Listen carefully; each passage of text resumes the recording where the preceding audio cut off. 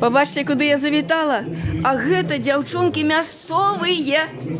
Что вы скажете нам? Кричев, ансамбль «Славяночка», народный. О, чули. Народный. Дожинки 2020. Быстренько мне на белорусской...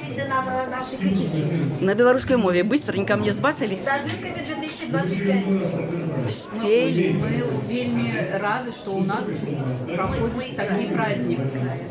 Мы играем, мы не поем. А поет это так. Могилевский родный край бульбочкой славится. До нас в гости приезжай, дык не будешь каяться. Традиційний подостунок будешь есть у сверу.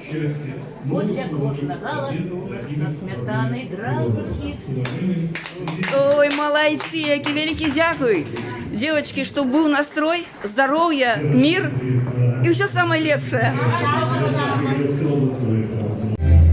Уважаемые друзья, я вот не могу не воспользоваться возможностью и не выразить слова «суд». Ну, нормально, все, сейчас уже второе, да, награждение. Ну, да, прямо подачи называют быстренько. Фактически обновилось. Такое, конечно, Какие прекрасные старые ну, науки.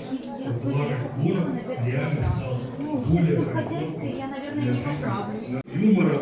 Вот. Но я где-то примерно 35 лет назад впервые попал в Кричев, и мне показалось, что Кричев это фактически областной центр 6000 килограмм.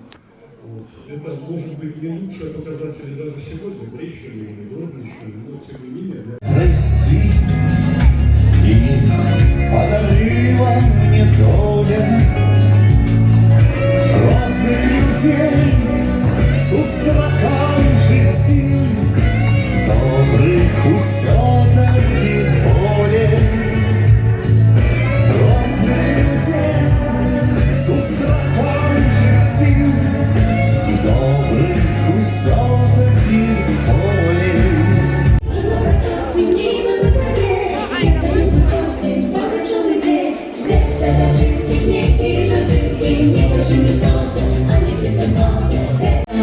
She